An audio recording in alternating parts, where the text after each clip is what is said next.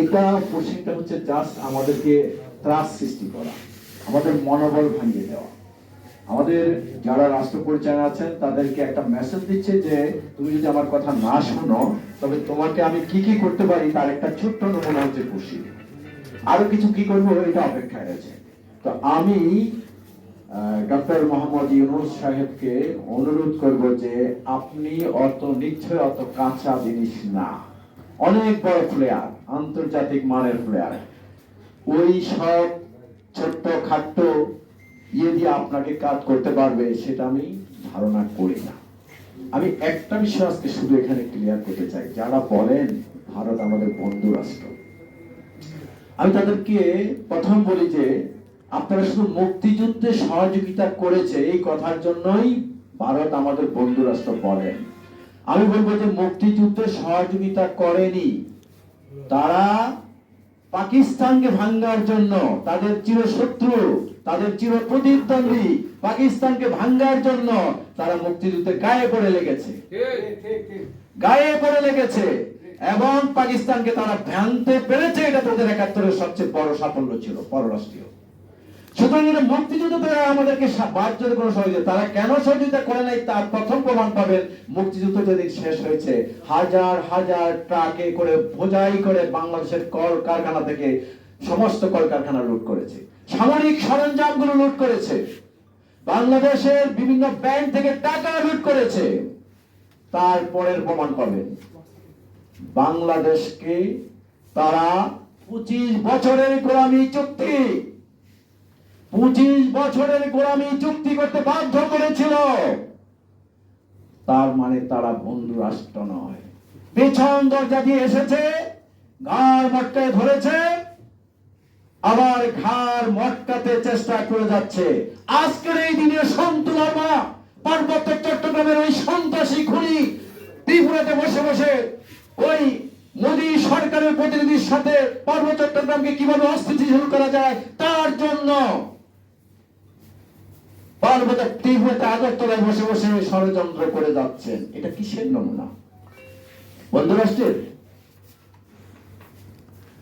আমি ওই সকল সাংবাদিক বন্ধুদেরকে বলবো, দয়া করে যদি এই দেশকে ভালোবাসেন, এই পদ্মা মেঘনা যমুনাকে ভালোবাসেন, এই মা মাটিকে ভালোবাসেন, তাহলে আর কোনোদিন এই ভুল উচ্চারণটি আপনারা করবেন না। যারা করলে তাদের গাড়ি জুতা মারেন। কেন এই দেশ কি স্বদেশ কি আমাদের না? এটা কি বারবার কি এখানে কি সকল এসে খেয়ে যাবে? এখানে কি ডিম পর্বে হাসে খাবে বাদ্দাসে? কেন এই নৈরাজ্য এখানে তৈরি হবে? কারা তৈরি করছে? সবচেয়ে দুঃখ লাগে যখন দেখে এক ধরনের দুর্বৃত্তকারী বুদ্ধিজীবী, যারা বুদ্ধিজীবী বলতে আমার লজ্জা হয়, দুর্বৃত্তকারী বুদ্ধিজীবী আমাদের সন্তানদের কাছে মেসেজ দেয় প্রতিবেশী রাষ্ট্র, বন্ধু রাষ্ট্র। এই মেসেজটা দিয়ে কি হচ্ছে? তরুণ সমাজের মাথাকে ঘুলাই দিচ্ছে। তারা বলছে ভারতের চাল খাও, ভারতের ডাল খাও, আটা খাও, পেঁয়াজ খাও, রসুন খাও। খাও, ভারতের খাই। আমি টাকা দিয়ে যদি জাপান থেকে গাড়ি কিনে আনি, সেটা আপনি বলেন যে জাপানের গাড়ি চালাও। আমি টাকা দিয়ে যদি ইউরোপ থেকে কোনো কিছু আমদানি করি, সেটা বলেন ইউরোপের। তাহলে ভারতের টাকা তো আমি পেড করে আনি যদি কিছু আনি, তাহলে সেটা কেন আপনি এই কথাটা প্রচারের মুখ্য উদ্দেশ্য হচ্ছে আপনি রয়ের দ্বারা প্রভাবিত হয়েছেন, আপনি ভারতের দালাল। যারা এই কথাগুলি বলেন প্রকৃষ্ট হবে আপনাদের উদ্দেশ্য আমরা বুঝি, আপনাদের বাদরামি আমরা বুঝি। তো সাবধান হয়ে যান। ওই আউলিয়ার স্বদেশ এই বাংলাদেশ, এই বাংলাদেশে আমরা 30 লক্ষ রক্তের বিনিময়ে স্বাধীনতা অর্জন করেছি। আপনার কয়জন সৈনিক রক্ত দিয়েছে? এই বাংলাদেশের 2 লক্ষ মা বোনের রক্তের বিনিময়ে আমরা স্বাধীনতা অর্জন করেছি।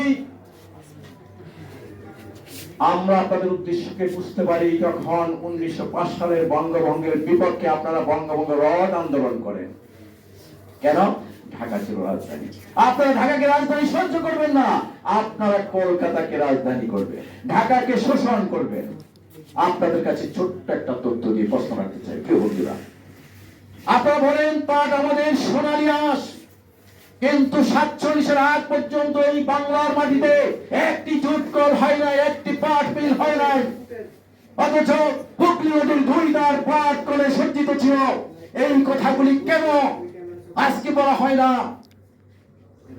তারা তো শোষণের সেই পরিযাত্রা আজকে নয়, মোগল যুগ থেকেও। সেখানে কি দিল্লিতে কি মুসলমান ক্ষমতায় ছিল না কারা ছিল সেটা বলার বিষয় নয়, বাট দিল্লি আমাদেরকে শোষণ করে যাচ্ছে।